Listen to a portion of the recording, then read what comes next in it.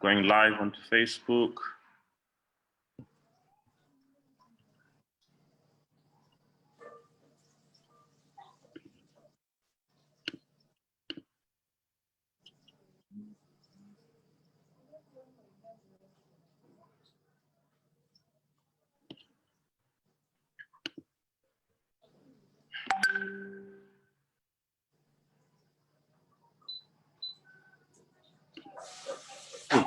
Live now on Facebook. Can you hear me? Yeah, I can hear you. I can hear you. Cool. Let's do this then. Let's introduce. We're live on Facebook and the Facebook group and everything. Yeah. Coolio. I guess whoever is watching on the Facebook side, welcome to the beginning of this conference summit webinar. Creative Nestlings in partnership with KQ Hub presents Young African Creative Conference. So yeah, how are you doing? I'm doing good. How are you doing? So introduce yourself to the people. All right. Thank you very much for this opportunity. My name is Wabire Joseph Ian. I'm a culture producer, but also a creative economy consultant. I work with KQ Hub Africa. But basically, we try to create a safe space to push culture forward, but also have conversations around the future of culture. So I'm really excited to be part of this Young Africa Creative Conference because we've already started this conversation together with Creative Nestlings last year, but due to the pandemic, we were unable to actually sort of like connect with each other. And I think that's how I get into the picture, or that's how we get into the picture as KQ Hub Africa. Really excited to see how this goes, and also the fact that we brokered the partnership that is showing much progress. Yeah. No, thanks for doing this with me. I mean, it's an interesting journey to be here now. I'm Dylan Aspiri, founder of Creative Nestlings, a creative network working across Africa to democratize the creative economy, basically, for young Africans, so we can participate better. I mean, we've been chatting about hopefully doing this physically in Kampala. Hopefully next year. Yeah. Hopefully next year I can finally be able to visit and do some great work there and all that kind of stuff. And you, vice versa, coming down to South Africa and traveling the continent together. But I think, I'm also excited to see where these conversations lead and how do we basically look how far we've come, and then where do we go from here and stuff. Yeah. But cool. How's the business side of things currently with the pandemic and everything? I think for the cultural industry, we've been really affected by COVID-19 because part of our DNA, in order to produce the events that we produce and the artworks, and also sort of like things, of course, it encompasses things like exhibitions, poetry nights, live showcasings, and all these things are not happening because we can't get people coming together. So I think in terms of how this affected us is that we're not able to get into that intimate space to be able to celebrate and also showcase artistic practice. But also, I think this is an opportunity for us to break the boundaries that are already existing. And I'm excited that we're actually having a conversation digitally, and we are creating this kind of no boundary amongst ourselves, which would not have been the case had there not been the pandemic. So I think, whereas there are challenges with this pandemic, I think there are also opportunities that we're seeing. And that can be seen from the conversations that are going virtual, that are being sparked. People are creating new work for new audiences. And I think that's really exciting, So granted the fact that there are challenges, I think there are also opportunities. Having these kinds of conversations has really pushed us, and also having that kind of shared belief that we are all connected as one, and our challenges are the same, So you see the people in the UK, you see the people in South Africa, Uganda, East Africa, having the same challenges. And I think our challenges have also brought us together to sort of like accept that we are one, So I think It's been really experimental. It's been really exploration. And I know the future is bright. Yeah. I mean, who would have thought it from 2010 to now, 2020, this is what 2020 would look like, and really change the globe, the world, basically, particularly the creative industry. Now we can actually, the conversations that we dreaded to have digitally have now been forced to move digitally, which is interesting 10 years later on for us in the creative industry.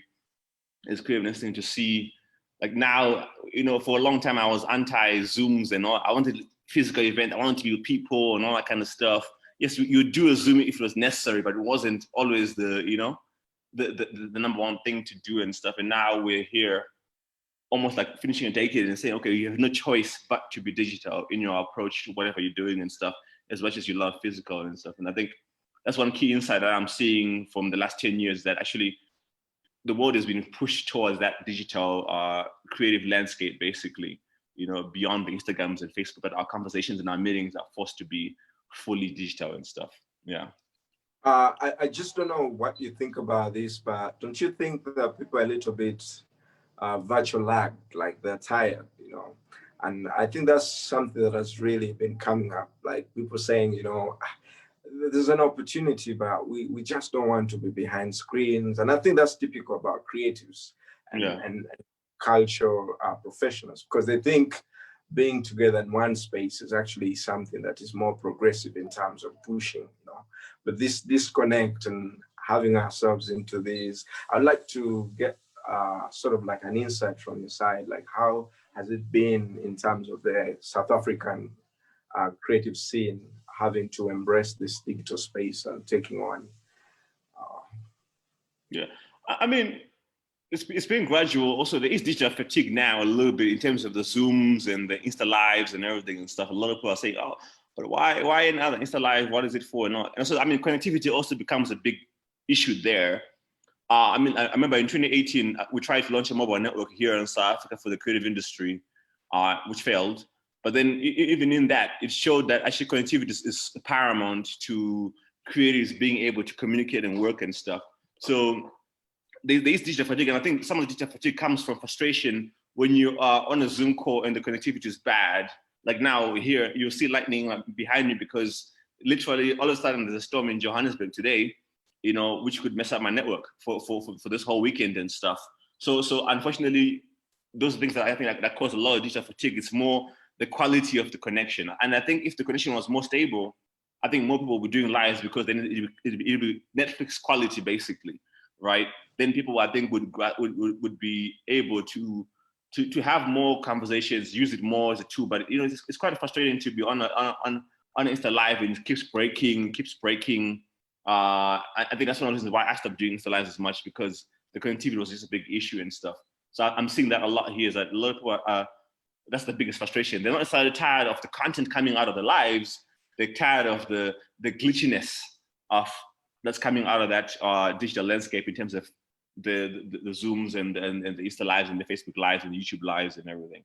Unfortunately, we don't have the infrastructure of like America, Europe, in terms of quality of signal, which I think is something I think hopefully the continent realizes, that the governments and the cities realize actually that digital is so important. So infrastructure needs to catch up basically on infrastructure. We need better connectivity so creators can be able to have these conversations themselves also, can have this conversation in a more clarified, more picturesque, basically. I guess that's the language. And so I think, from there, that's where the fatigue kind of lies from what I've seen and stuff. And your side? Of course, on my side, it's been, like I said, people are tired of the digital. Of course, it's good that we're actually having these conversations in the digital space, but I think there is that craving and that yearning for the physical experience, because it's more enriching, it's more interactive, it's more, it proposes the aspect of networking, which actually may not be possible. I mean, I'm not saying that it's not possible on the digital space, because this is what we're actually doing with the Young Africa Creative Conference. But I also think it's high time that we get back to the intimate sort of like gatherings and celebrate. So I can't wait Of course, I know there's going to be more digital and physical in the same place. So most of the events we are going to see in the future are going to be sort of like augmented with the digital technologies. So that more people are reached. Also, there's been an aspect of accessibility. Before, very many people were not able to attend certain events, but now, right from the comfort of my house and my room and my, I'm able to attend a very big conference with very big people. Just yesterday I was listening to George Gachara and also the CEO of the British Council. These are people I would not meet because I'll have to go to maybe somewhere, travel to London. UK, Kenya or something. In the comfort of my space, I'm able to be part of this conversation. And I think we need to appreciate that. And I hope conversations will be this way moving forward. Yeah, I think, the hybrid nature of conversation is what's coming up, definitely, because for the last 10 years I've resisted. People always ask us, oh, when is the next event? Can you please live stream it? And I think now you don't have a choice, but to also, even if you're doing an event, it's going to be small people in the audience, but then big on, what do you call it, on digital. And I think that's the hybrid nature of this landscape that we're in and stuff, and content creation, because now automatically an event can be content. Normally before they had to edit the video and then put it up as a preview of what happened. But now I think people are going to start with live streaming. It becomes like a necessity. We're seeing a lot more people requesting this kind of skills.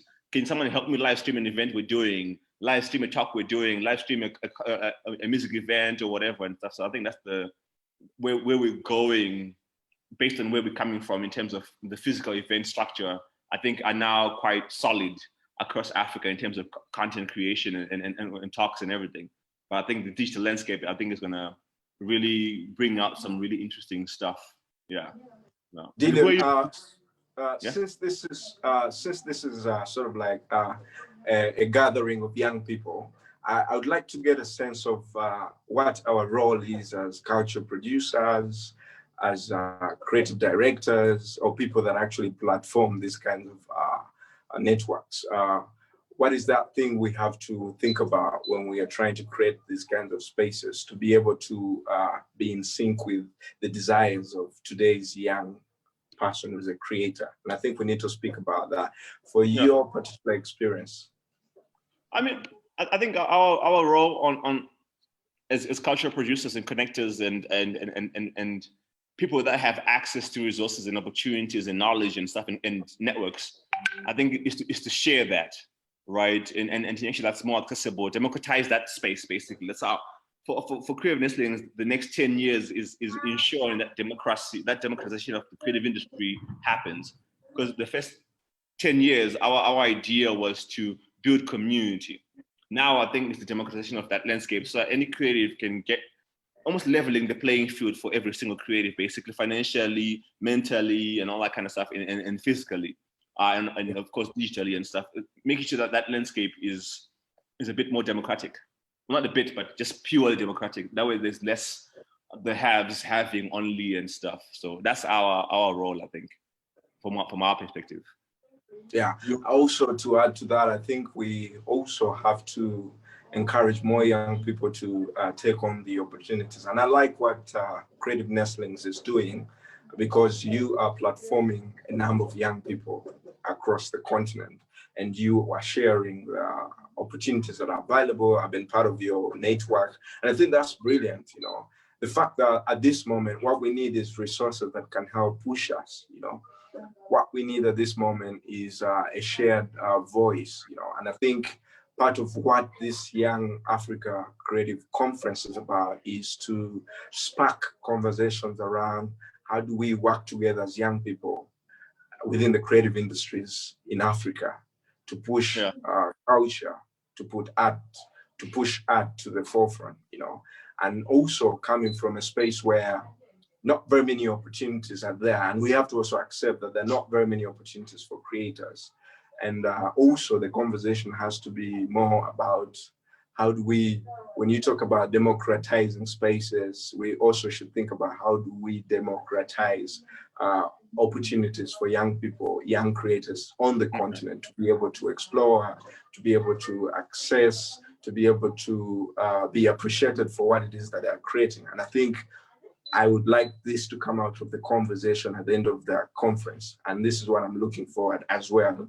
Like at the end of the day, we need to have sort of like a benchmark of where are we going as the creative industry in the continent, and what do we want to see coming out from the continent, and how do we connect with other continents to be able to learn something and you know, grow each other. Yeah, that's very true. I mean, I love what KQ Hub does also, and I think it's good that we get to learn from each other and stuff. I mean, we're over by 1 minute, but then who are you? Which panel are you mostly interested in? Just to wrap up this segment. Yeah, I think powers of the continent. Yeah, what is happening, you know. So I'm very excited to learn from the panelists, like what do they think is actually